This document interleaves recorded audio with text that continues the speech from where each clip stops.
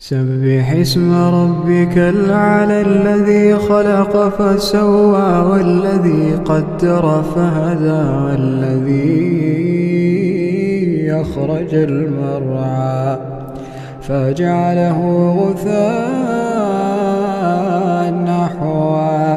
سنقرئك فلا تنسى إلا ما شاء الله إنه يعلم الجهر وما يخفى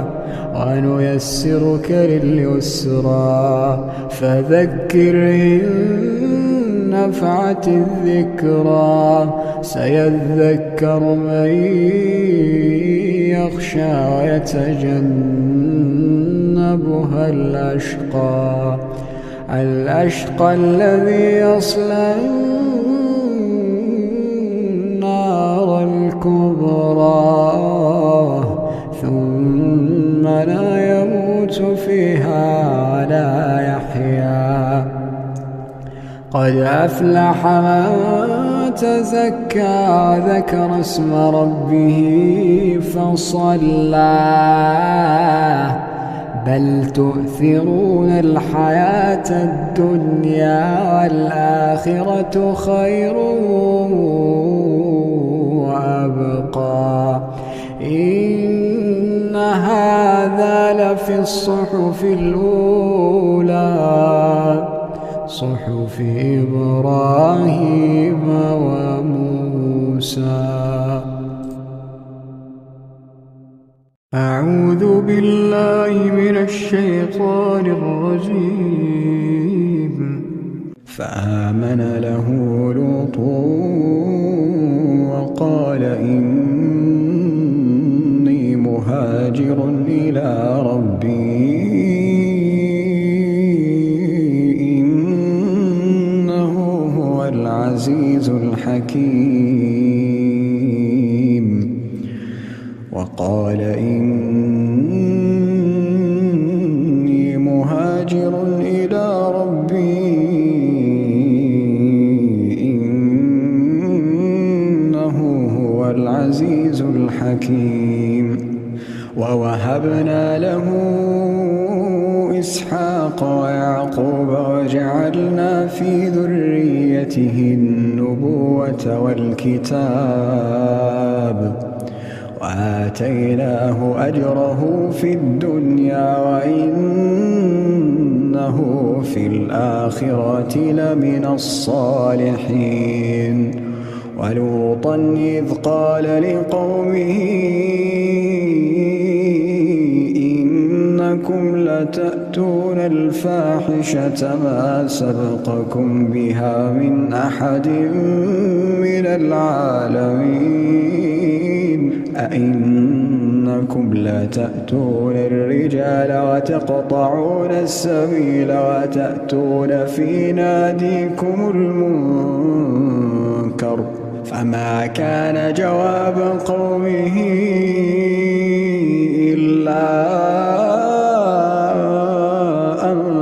قالوا ائتنا بعذاب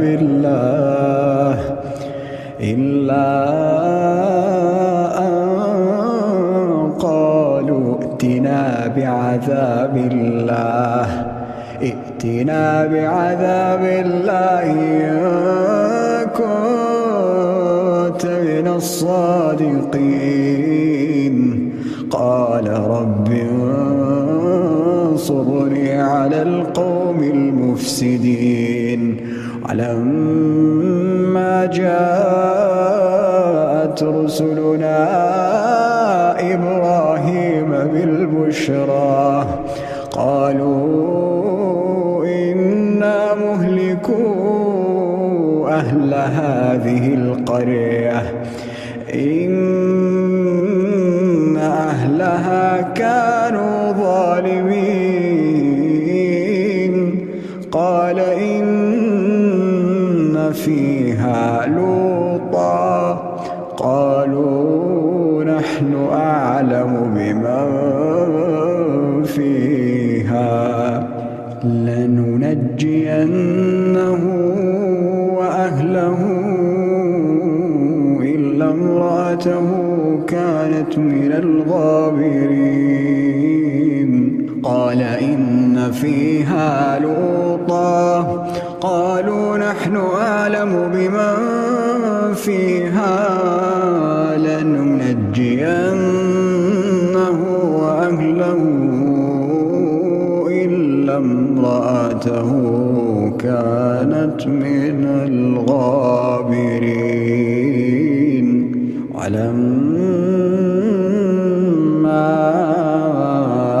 أن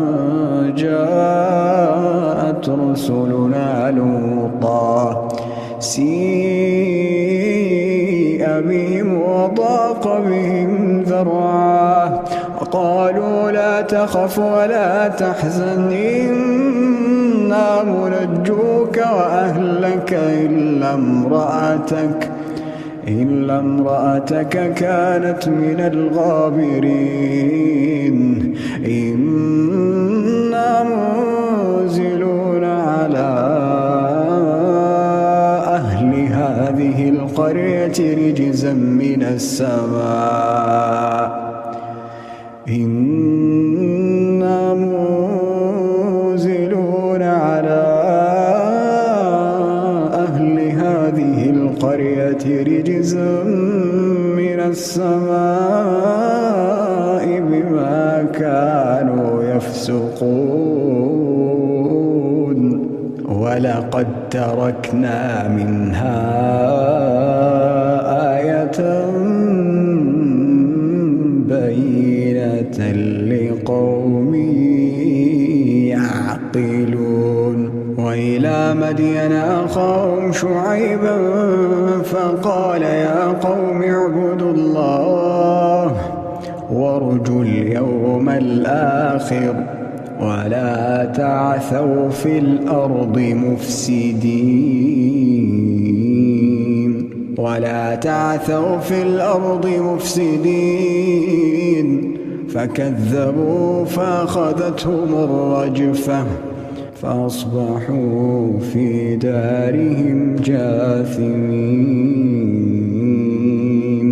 فكذبوا فأخذتهم الرجفة فأصبحوا في دارهم جاثمين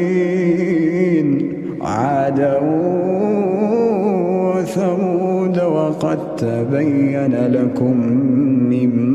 مساكنهم وزين لهم الشيطان أعمالهم فصدهم عن السبيل وكانوا مستبصرين.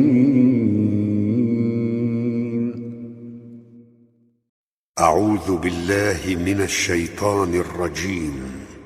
وقارون وفرعون وهامان ولقد جاءهم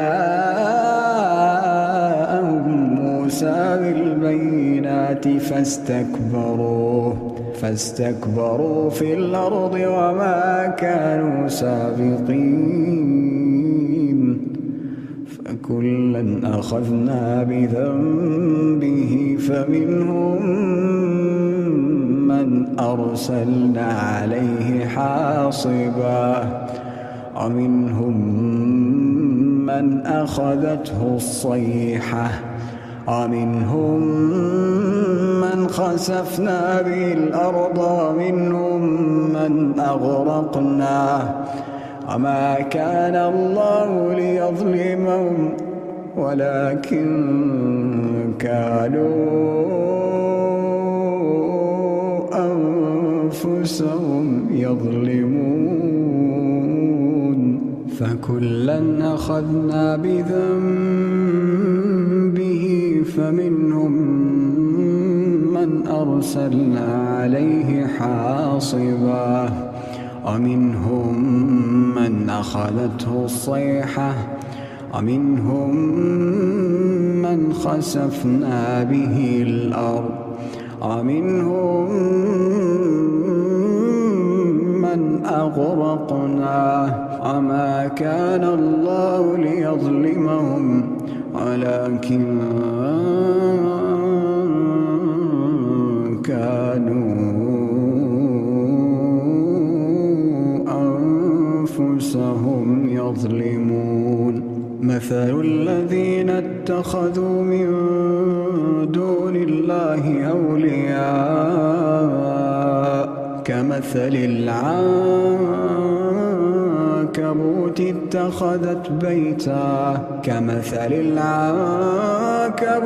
اتخذت بيتا وإن أوهن البيوت لبيت العنكبوت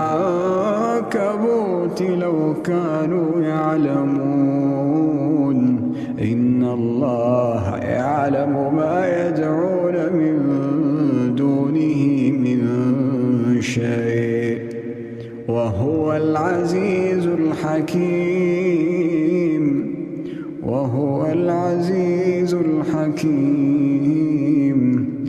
وتلك الأمثال نضربها للناس وما يعقلها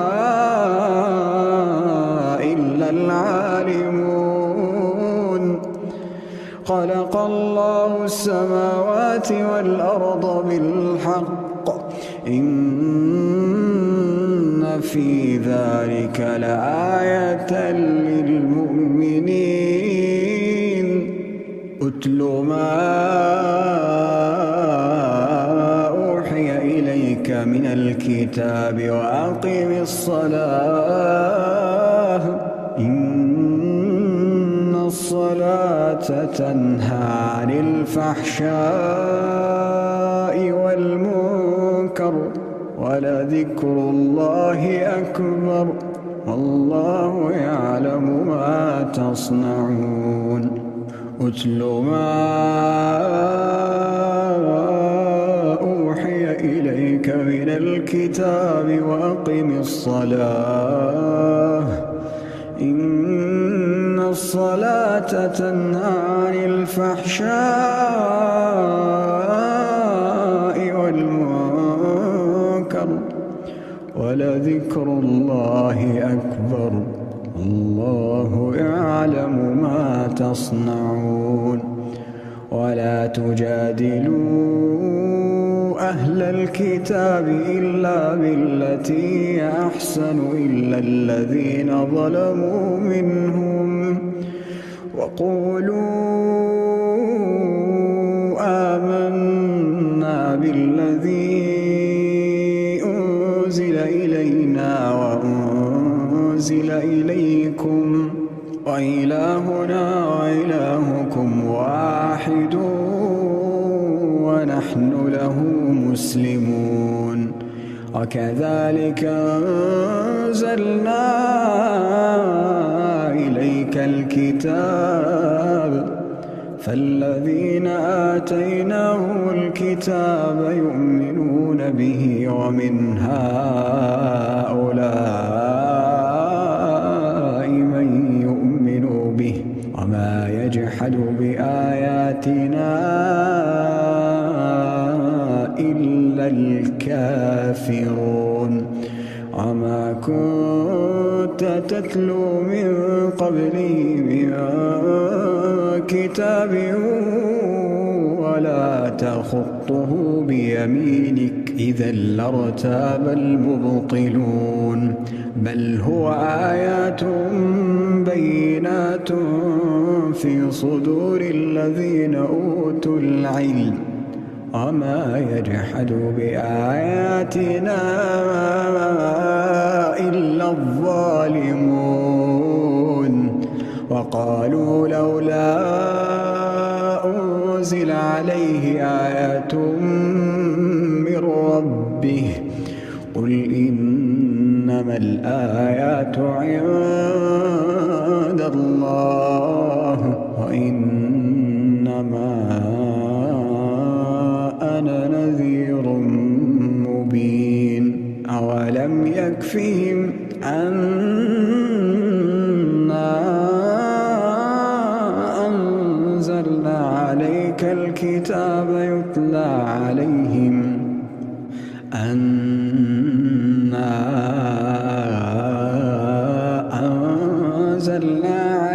الكتاب يتلى عليهم إن في ذلك لرحمة الذكرى لقوم يؤمنون قل كفى بالله بيني وبينكم شهيدا قل كفى بالله بيني وبينكم شهيدا يعلم ما في السماوات والأرض الذين آمنوا بالباطل وكفروا بالله أولئك هم الخاسرون. إن ربكم الله الذي خلق السماوات والأرض في 6 أيام. ربكم الله الذي خلق السماوات والأرض في 6 أيام ثم استوى على العرش يدبر الأمر ما من شفيع إلا من بعد إذنه ذلكم الله ربكم فاعبدوه أفلا تذكرون. إليه مرجعكم جميعا وعد الله حقا إنه يبدأ الخلق ثم يعيده ليجزي الذين آمنوا وعملوا الصالحات بالقسط والذين كفروا لهم شراب من حميم وعذاب أليم لهم شراب من حميم وعذاب أليم بما كانوا يكفرون. هو الذي جعل الشمس ضياء والقمر نورا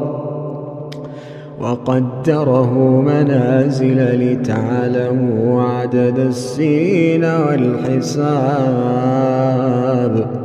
ما خلق الله ذلك إلا بالحق يفصل الآيات لقوم يعلمون. إن في اختلاف الليل والنهار وما خلق الله في السماوات والأرض لآيات وما خلق الله في السماوات والأرض لآيات لقوم يتقون. إن الذين لا يرجون لقاءنا ورضوا بالحياة الدنيا واطمأنوا بها والذين هم عن آياتنا غافلون أولئك مأواهم النار بما كانوا يكسبون. إن الذين آمنوا وعملوا الصالحات يهديهم ربهم بإيمانهم تجري من تحتهم الأنهار في جنات النعيم دعواهم فيها سبحانك اللهم وتحيتهم فيها سلام وآخر دعواهم أن الحمد لله رب العالمين. ولو يعجل الله للناس الشر استعجالهم بالخير لقضي إليهم أجلهم فنذر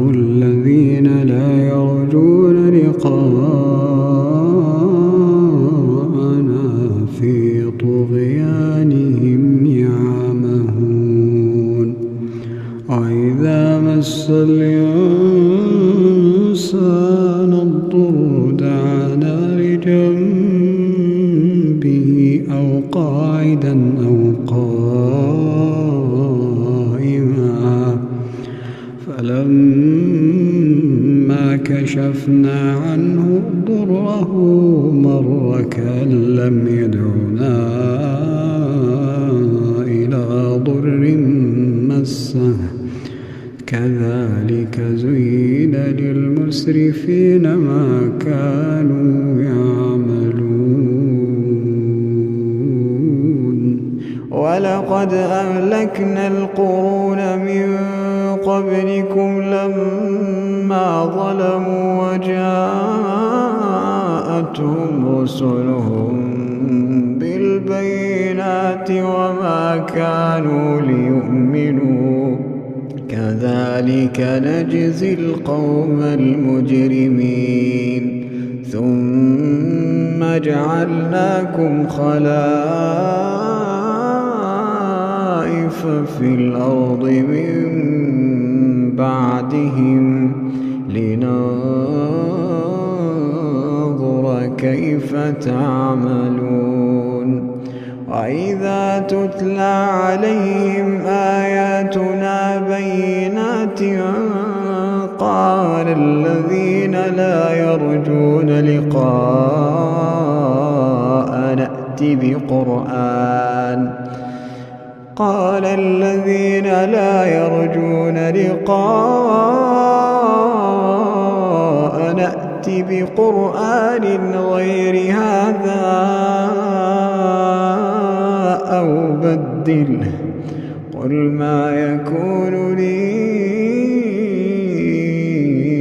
أن أبدله يا تلقاء نفسي إن أتبع إلا ما يوحى إلي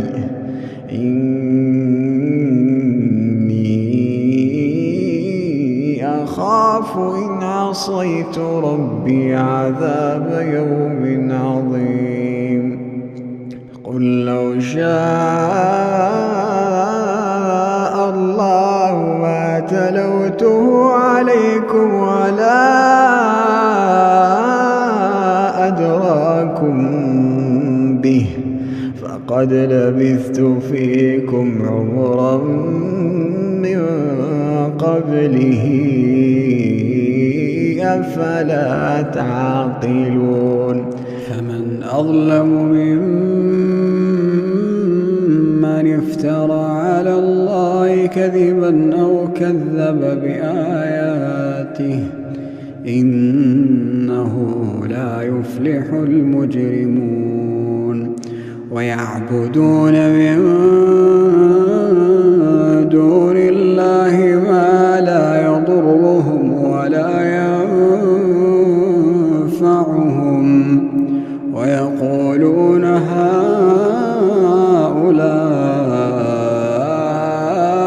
شفعاؤنا عند الله قل أتنبئون الله بما لا يعلم في السماوات ولا في الأرض سبحانه وتعالى عما يشركون وما كان الناس إلا أمة واحدة فاختلفوا ولولا كلمة سبقت من ربك لقضي بينهم فيما فيه يختلفون ويقولون لولا أنزل عليه آية من ربه فقل إنما الغيب لله فانتظروا إني معكم من المنتظرين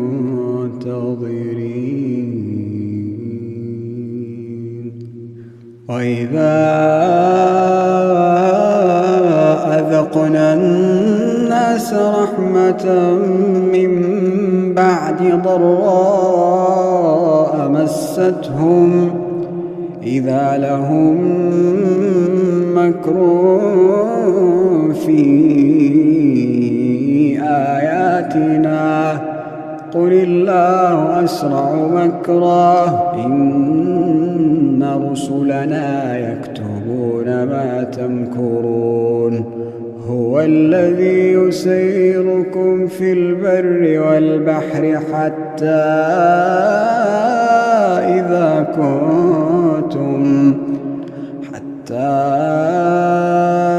إذا كنتم في الفلك وجرين بهم بريح طيبة وفرحوا بها جاءتها ريح عاصف وجاءهم الموج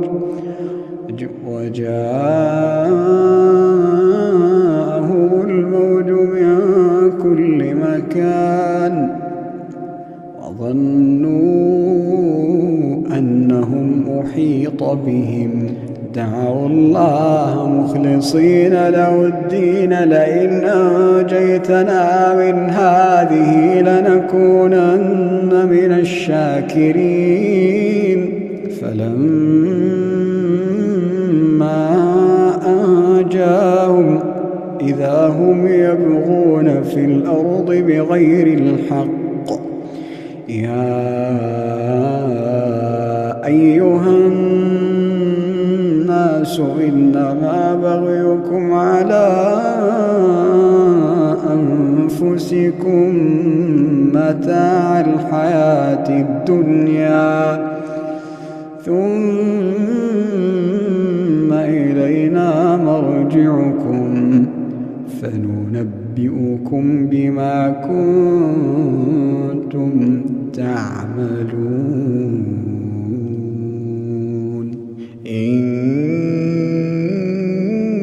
إنما مثل الحياة الدنيا كماء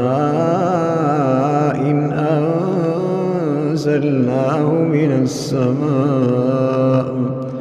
فاختلط به نبات الأرض مما يأكل الناس والأنعام حتى إذا أخذت الأرض زخرفها وزينت وظن أهلها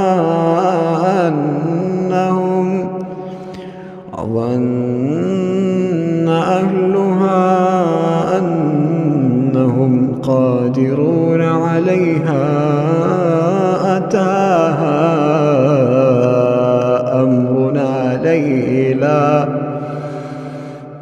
أتاها أمرنا ليلا أو نهارا فجعلناها حصيدا كأن لم تغن بالأمس كذلك نفصل الآيات لقوم يتفكرون والله يدعو إلى دار السلام ويهدي من يشاء إلى صراط مستقيم. أعوذ بالله من الشيطان الرجيم. هو الذي أنزل السكينة في قلوب المؤمنين ليزدادوا إيمانا مع إيمانهم ولله جنود السماوات والأرض وكان الله عليما حكيما. أعوذ بالله من الشيطان الرجيم. وأذن في الناس الناس بالحج يأتوك رجالا وعلى كل ضامر يأتين من كل فج عميق ليشهدوا منافع لهم ويذكروا اسم الله في أيام معلومات على ما رزقهم من بهيمة الأنعام فكلوا منها وأطعموا البائس الفقير ثم ليقضوا تفثهم وليوفوا نذورهم وليطوفوا بالبيت العتيق.